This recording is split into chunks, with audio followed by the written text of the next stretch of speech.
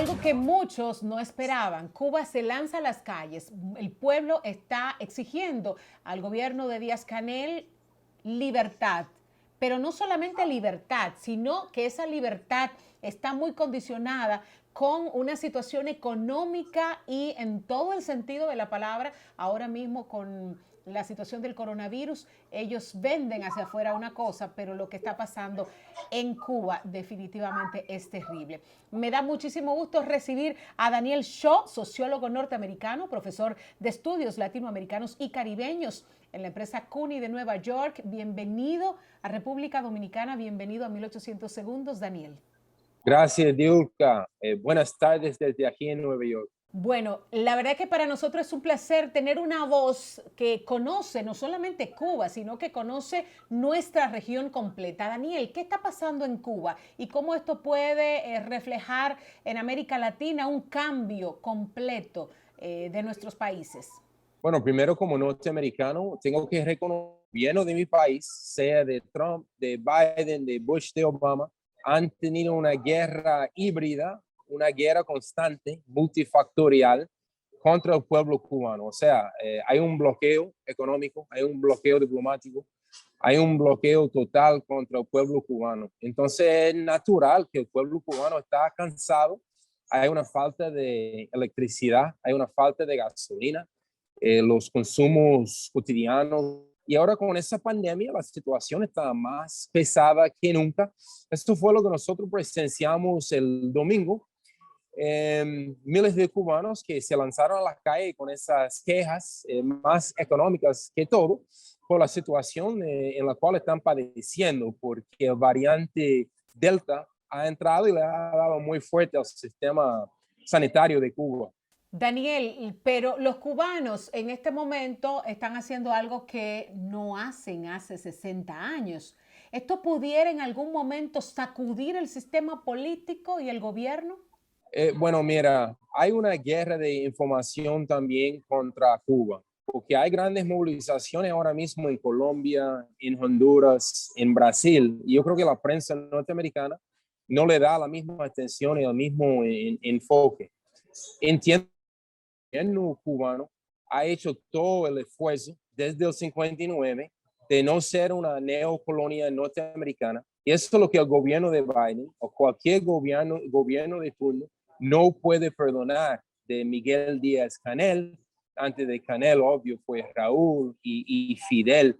Y por eso que aquí es que constantemente atacan a Cuba. Yo no creo que tenga nada que ver con la libertad, aunque sí los titulares aquí lo quieren camuflajear. Para mí va más allá que el sistema norteamericano quiere devolver a Cuba su estatus neocolonial antes de la Revolución Cubana del 59.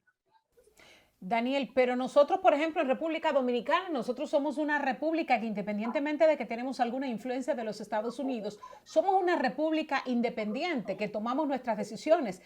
No necesariamente, digo yo, no necesariamente Cuba, en caso de ser una república libre, tendría que ser una neocolonia de los Estados Unidos, ¿o sí? Bueno, Dios, lo que nosotros hemos visto es que cualquier país que trate de desafiar ese imperio ha tenido que pagar un precio grande. Si estamos hablando de la República Dominicana, tendríamos que hablar del 63, la elección de Juan Bosch, la primera vez que había una esperanza después del trujillismo.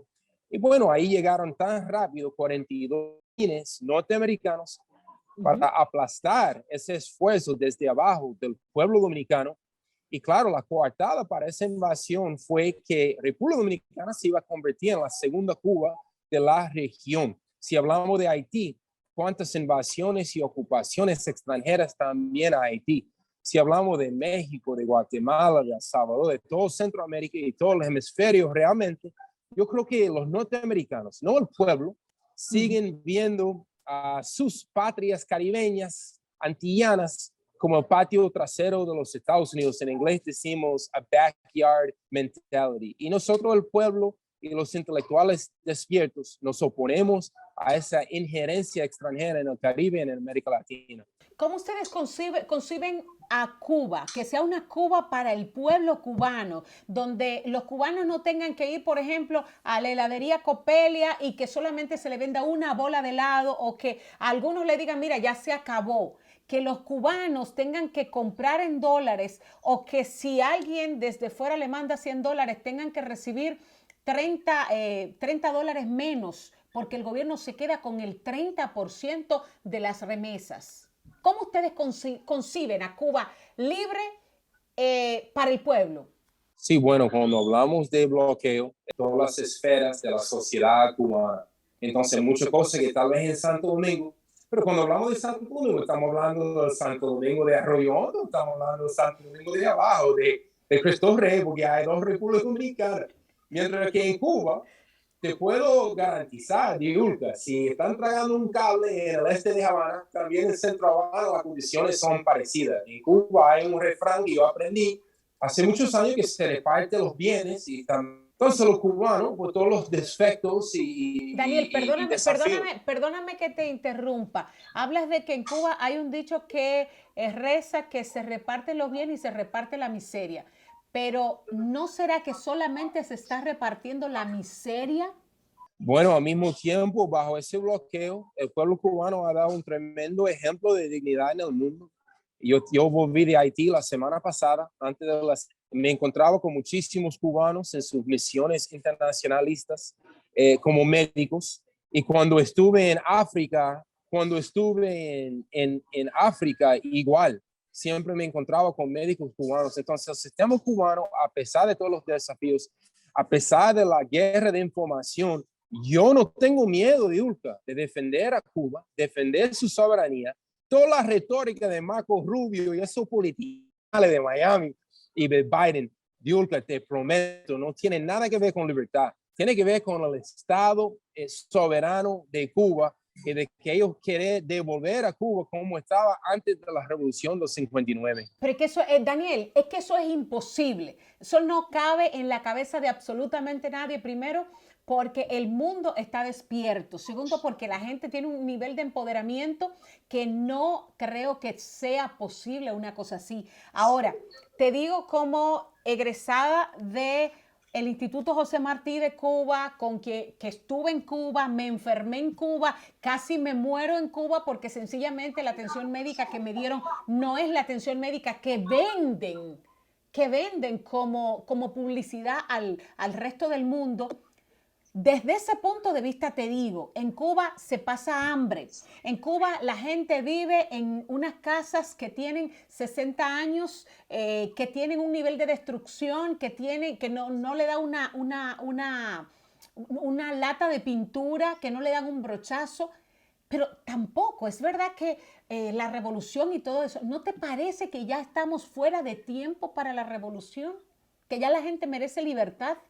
Sí, compañera, todo lo que usted plantea es verdad. ¿Por qué entonces el gobierno más poderoso de la historia, el gobierno que finge hablar mío en el nombre de los ciudadanos norteamericanos, por qué siguen con esa guerra constante contra Cuba? ¿Por qué siguen con casi 9,000 soldados extranjeros en Guantánamo? Ellos no tienen ningún derecho a invadir a Cuba, sofocar a Cuba, bloquear a Cuba, asfixiar a Cuba. Para mí, si vamos a hablar de derechos humanos, yo no voy a quedarme aquí criticando a Miguel Díaz-Canel y ese liderazgo patriota que ha dado tanto para su pueblo y también que he pasado igual que usted mucho tiempo en Cuba y he visto la humildad de ese liderazgo, aunque no suena popular, tengo muchísima confianza que Cuba tiene el derecho de existir sin la injerencia norteamericana. No, claro, estoy completamente de acuerdo. Incluso estoy muy en contra de ese bloqueo que tiene asfixiada a Cuba. Pero también estoy completamente de acuerdo de que Cuba también merece, como pueblo, merece tener la oportunidad de decidir a quiénes deben ser sus líderes. Que en este momento no se decide. En este momento Cuba no tiene poder de decisión como pueblo. Y no tiene que ver necesariamente con los Estados Unidos, Daniel. Bueno, yo creo que cuando un país está bajo ataque, ellos escogen sus mejores generales para fortalecer y proteger a su sistema. con el tiempo que yo pasé en Cuba con la Unión de Jóvenes Comunistas, TDR, el Comité de Defensa de la Revolución, yo vi una entrega, yo vi una participación popular. O sea, yo creo que se puede aprender muchísimo de Cuba también. El periodo especial continúa porque con el colapso de la Unión Soviética y el campo socialista en el año 91, Cuba se quedó una islita de 11 millones de habitantes, se quedó completamente aislado y solo. Venezuela estaba fuerte con Hugo Chávez, después el bloqueo y la guerra contra Venezuela. Entonces, de nuevo, especialmente ahora con la pandemia, Cuba está en lo que se llama un periodo especial, pero seguimos defendiendo la autodeterminación de Cuba. Entonces, si no fuera por ese bloqueo, tal vez nuestra conversación sería bien distinta. Claro, claro, pero Daniel, hay que también ver una situación. Por ejemplo, en Cuba no se está produciendo, a pesar de que tiene mucha tierra fértil, pero al cubano que cría un cerdo, igual cuando ese cerdo está grande, tiene que vendérselo al gobierno para el gobierno repartirlo. O sea, tampoco tiene la autodeterminación de tener una empresa privada donde críe su cerdo, donde siembre su sorgo, donde siembre maíz y pueda vender ese maíz al precio que ellos entienden y que ese dinero se le vaya a su bolsillo, sino que tiene que cedérselo al gobierno para repartírselo y muchos de ellos dicen, óyeme, si como quiera el gobierno tiene que darme una libra de cerdo, no me vuelvo, o sea, no tomo el esfuerzo para criar el cerdo. Entonces, ¿no le parece que tampoco, o sea, deberíamos buscar como una manera de incentivar a que el cubano también produzca? Sí, de acuerdo. Y creo que los economistas cubanos y con su gobierno colectivista están buscando las soluciones a todo eso. No ha sido fácil para nada. Hemos sentido la frustración del pueblo cubano ahora con la Delta, la variante que yo mencioné. En el 2012, cuando estaba Raúl Castro, ellos pasaron muchísimas leyes para las microempresas, para pequeños restaurantes y negocios familiares Leyes que para poder nunca, abrir. Daniel, leyes que nunca se hicieron realidad, que fueron pura teoría. Bueno, cuando yo estuve en Cuba, yo pude ir a comer un chimichurri, como dicen ustedes. En Cuba tendrá otro nombre, pero yo sí vi muchísimo de esa microempresa donde las familias se beneficiaban directamente. Pero sí, es otro sistema y es un sistema que ha desafiado el capitalismo, la supremacía blanca y el imperialismo, y por eso los poderosos del mundo nunca han perdonado a Cuba. Y detrás de ese sistema político y ese bloqueo político hay un pueblo que merece una oportunidad de autodeterminarse ya como pueblo, como familia, como sistema productivo. ¿Cuál es el futuro que ve Daniel de Cuba? ¿Qué le puede esperar al pueblo? No al sistema político, no a Díaz Canel, no a Raúl Castro, no, ni a los militares, al pueblo cubano. ¿Cuál podría ser el futuro para ellos? Muy buena pregunta, Diulca. El cubano y el futuro haitiano va a través de Lima, Perú, y va a través de Managua y La Paz, Bolivia, y Caracas y Santo Domingo. O sea, los pueblos van a buscar más integración, más unidad. No quieren ser neocolonias norteamericanas. El futuro no es a través de Miami, el futuro no es a través de Washington, D.C., donde cada día los gobiernos norteamericanos desprecian, desvalorizan el peso cubano, el peso dominicano, el good haitiano. O sea, esos países tienen mucho en común. Y entonces, una victoria ahora para Pedro Castillo en Perú es una victoria para el pueblo cubano, porque eso abre otro espacio diplomático, otro espacio económico. Entonces, para mí, ese es el futuro del pueblo cubano: mayor integración, unidad y paz a través de comercio y acuerdos con los países del sur, o sea, sur a sur, nuestro norte sur, esa dependencia histórica de que los gringos pueden venir a decir que el peso dominicano nada más valga 59 para $1. Eso para mí es un ultraje. Y el pueblo dominicano, los hijos de Camaño, de Mamá Tingó, jamás van a permitir eso. Van a seguir luchando con esa unidad pan-caribeña. Esa es la filosofía mía. Daniel, muchísimas gracias por esta conversación. No solamente tiene la teoría que le prestan los libros, sino también tiene la práctica de haber visitado desde Arroyo Hondo hasta Guachupita. Gracias por esta conversación, Daniel. Gracias por el conocimiento de lo que tienes de Cuba y, por supuesto, por defender el punto de vista que has defendido aquí, independientemente de que no coincidamos con nuestros puntos de vista sobre Cuba, pero es definitivamente muy interesante ver con otros ojos la realidad de un pueblo que en este momento está pidiendo libertad.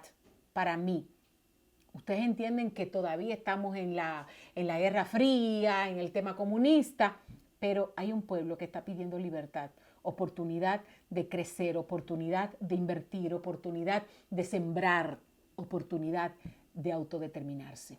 No lo político, el pueblo cubano. Hacemos una pausa. Cuando regresemos, hablamos de Haití y del magnicidio de Jovenel Moïse, que se enterrará su cuerpo el próximo 23 de julio.